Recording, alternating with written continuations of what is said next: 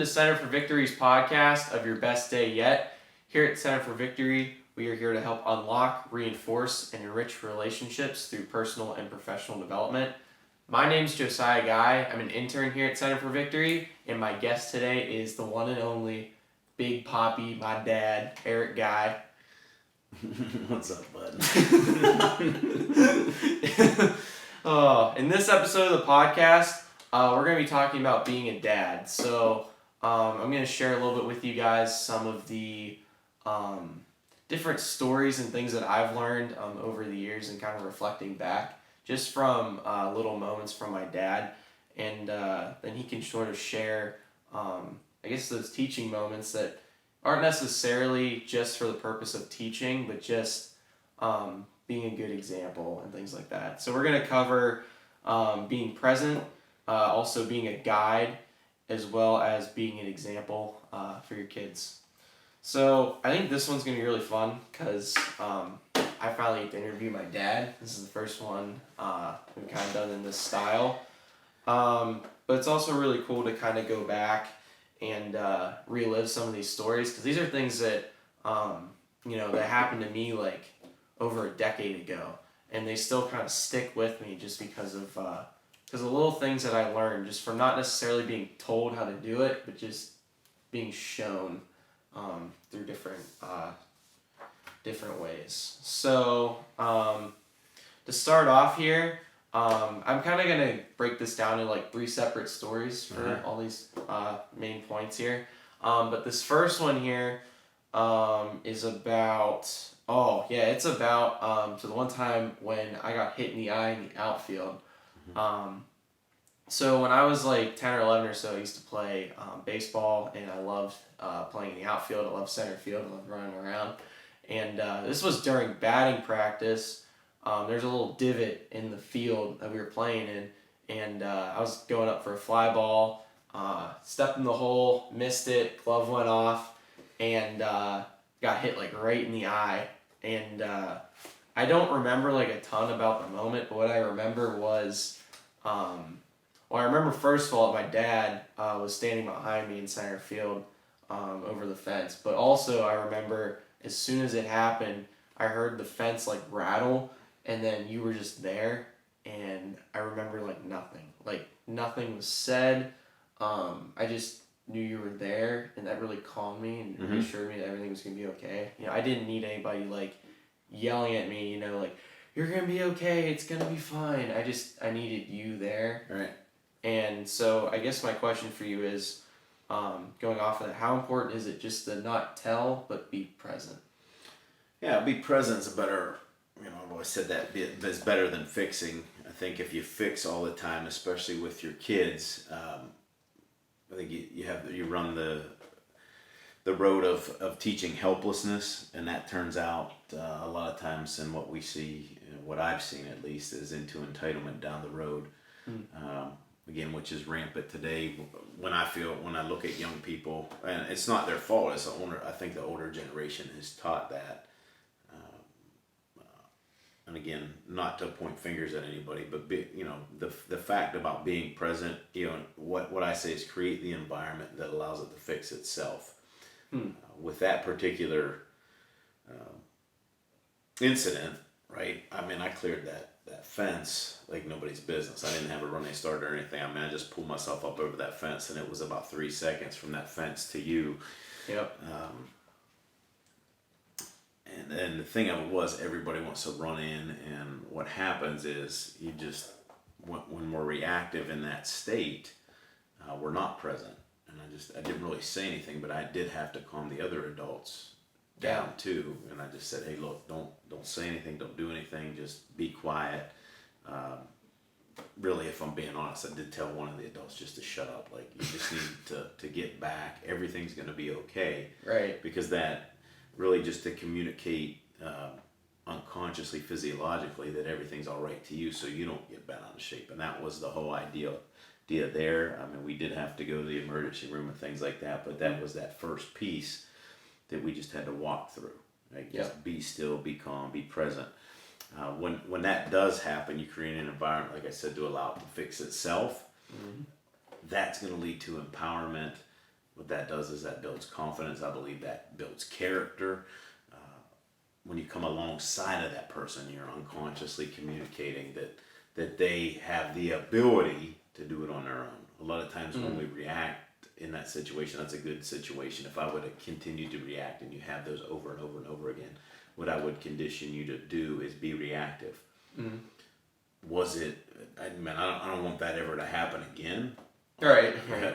Yeah. But it's the whole approach. It sets the tone for the relationship. So then if it happens again, now instead of moving away from somebody that's reactive, you move towards. So that's a very good story, one that I remember like it was yesterday. Yeah. Don't want to relive it, but it's important to really stay present and really not get into my feelings, but stay present with yours. Right. And it made you a lot calmer, and we got through it a lot easier. Right. So I have another story too, and it's also from baseball, which is funny because I really only played for like a couple of years, but I think the most value I got out of it was these couple little things. Yeah. This one's not necessarily as traumatic, which is nice. Not everything, all these stories are traumatic ones. But this one was more of a simple one. It was more just me kind of being a kid and wanting to be around my friends. But there was when we played baseball, there was a little playground right beside the fields, and I was like probably 9 or 10 at the time. So I really wanted to go on the playground. My whole team was up there. I remember they were all playing, who knows what, I don't even remember. But what I do remember is us sort of walking away, and I asked my dad, like, why can't I go up and play with those kids? Mm-hmm. And I think it was, I can't remember exactly what you said, but it was more along the lines of you don't have to follow the crowd, because sometimes the crowd isn't right. And so like 10, 15 minutes later, they're on a metal playground, starts thunderstorming. In my head, I'm like, well, I'm not drenching wet, I'm good. And you're not electrocuted. And I'm not electrocuted. That's a plus. It's not traumatic, I promise. It was good. So I guess my question for you from that is, how important is it to be a guide? So to sort of lead your kids into a situation where you know more, I guess, and just not necessarily tell them that you do, but guide them in that situation. But also to let your kids know that sometimes the 1% can be correct instead of the 99. To not follow the path of what everybody else is doing. Yeah. Okay. Yeah. I mean, it dovetails into the last question. Really nice. When I talked about empowerment, I mean, guiding leads to empowerment.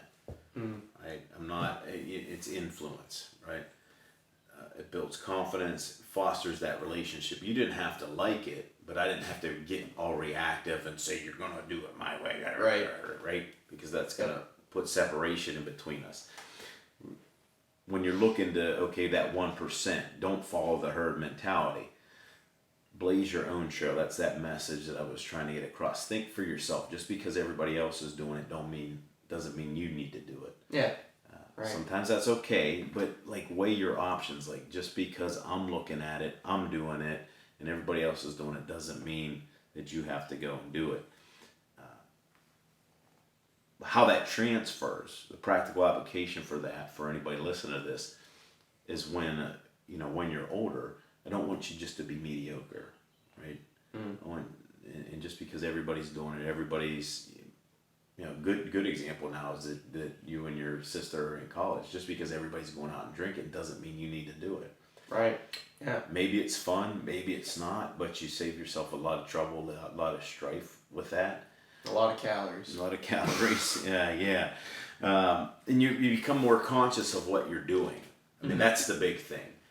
Being a guide, and what I want is you to be more conscious of whatever decision you do make. You're more conscious of it. So it's just not, hey, look, I'm going, I can only see one way. Because sometimes it's okay to go and have fun and do things with your friends. Yeah. But I want you to be conscious of it. I mean, that is the main idea, the main, teaching point here is to be more conscious of that in everything that you're doing and going about your life. So. Right. So yeah, I really like that one especially because I think, being at a university now, that's like, that mentality's rampant. Like, just follow what everybody else is doing, you're gonna be okay. So, and it's just from that one moment, which is really cool. Yeah, and I mean, I know it's not in anything that we went over before for this podcast, but one of the points in there, being conscious and not being mediocre. The other point in there is saying no. Oh yeah, that's big. Our society's so just yes. Learn how to say no. Not everybody has to like it, but if people really don't like it, then it becomes more their issue. Yeah. Right. Yep. And being able to stand your ground and have some boundaries. Just another additive there. No, that's good. That's good. So for this last story, I'm gonna jump a little bit further into the future when we just kind of wanted to go get dinner one night and we both went Chinese. Yep. Sounds like pretty normal. We get in the car, drive 10 minutes down the road. We got our Chinese pickup. But the big thing is, like, for example, like on this night, I don't remember what I ordered. I don't remember when it was, whatever. But what I do remember is us getting our food and we went to the counter. And we saw, was it a World War II vet? World War II vet. Yeah, he had his hat on.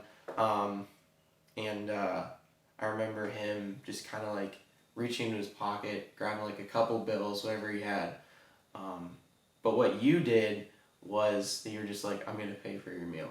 That was it. Like, it was like not anything crazy. But it was like, it was very emotional because I think both parties just really felt loved in everything in that moment. It was really cool.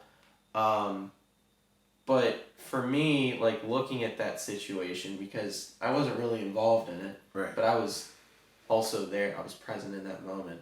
So I kind of just was able to see you do that. I was able to see his reaction. I was able to see the aftermath of it, etc. And I think, was that necessarily a moment where you were like, this is like a good teaching point for my kid? Of course not. Like, no, I wouldn't even go through my head. No, but just the character that you have allowed it to be like an example moment for me, because I was like, wow, like, I didn't know people did that. Like just sort of like those simple acts of kindness. That was kind of like what opened my mind to it. So I guess my question is, even though it's not necessarily what the moment was about, how important is it to just be an example? And I guess more of that question is, how important is it to have the character to just be able to exude that so that they can be present in that moment? Because I think that's what was big for me. It wasn't necessarily that that I was involved, but just that I could have open eyes to see that. Yeah. I mean, it's always better to show somebody than to tell somebody. Again, I wasn't looking for that to be a teaching moment, as you said. I just really felt compelled to pay for that gentleman's dinner. I mean, it was only $10 or $11. Right. Right. But it was extremely emotional because he teared up as I shook his hand, and I thanked him for his service to our country. But it was so emotional to me. I felt like I got back tenfold what he was given. Right. But I'm a big believer, a huge believer in actions speak louder than words. I mean, too many people give you lip service. People don't do what they hear; they do what they see. And the best ways to teach, I've always felt, is to show, not tell. Especially as you were growing up, as you and your sister were growing up, I really believe that is you're not gonna pay attention to what I say, but you will pay more attention to what I show you. And you can talk to your blue in the face. Yeah. But you seeing that is definitely, like you said, has made a lasting impression in that. There's power also. There's a lot of power in emotional experiences. Like that one, good or bad, and we can use them to our advantage. Again, that wasn't necessarily what I was thinking of as a teaching moment, but it definitely was a teaching moment. It was a teaching moment, not just for you, but for me. Like that, to do those kinds of things. Yeah, I might be out a couple bucks, but what I got back was great. And it's even something that, that kind of thing was even something that I got from my father. I mean, just one of the advantages of being around your grandfather was if he did believe in something, right? He would always back it up by being an example of that, even when it wasn't necessarily, an idea that everybody felt was a good idea, even if it wasn't popular. But the other thing that goes along with that, that's a really big point here, is I just want to be congruent with what I say. Because if you're congruent with what you say, I think a lot of people struggle with being congruent or authentic. But I want to be congruent with what I say. It actually keeps me more in balance. Right. And that shows a good example for you guys as well. I've had to do less work with you and your sister, and I always say, especially with the parenting, parenting is more easy, leading is more easy. It's easier.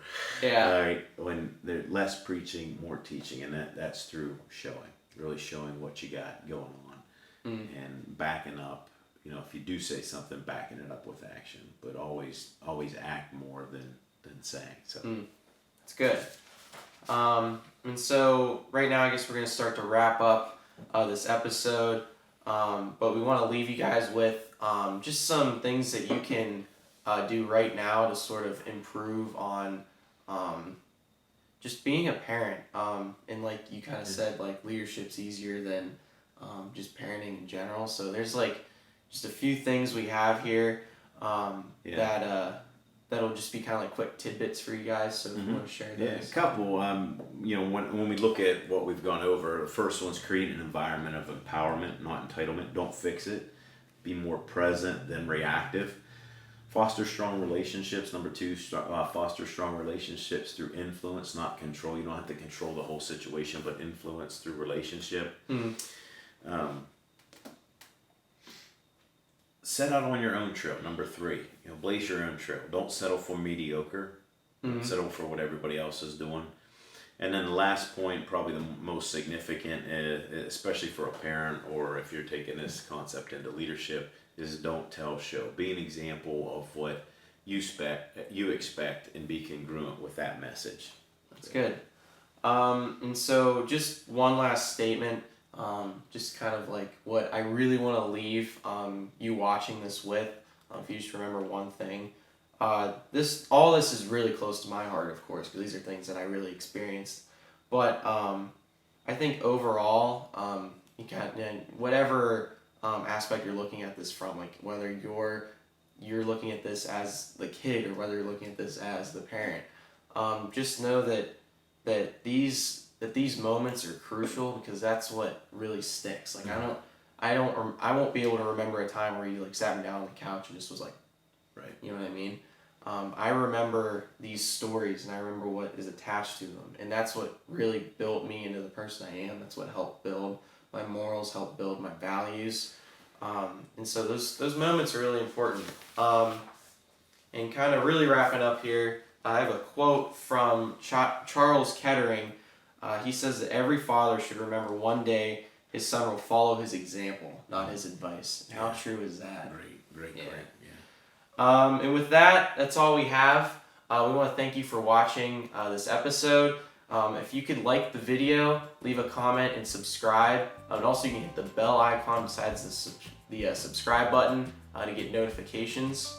And if you'd like more information, you can visit our website and call us at 724-462-8383. And remember, wherever you're at, whatever you're doing, make this your best day yet. We'll see you next time.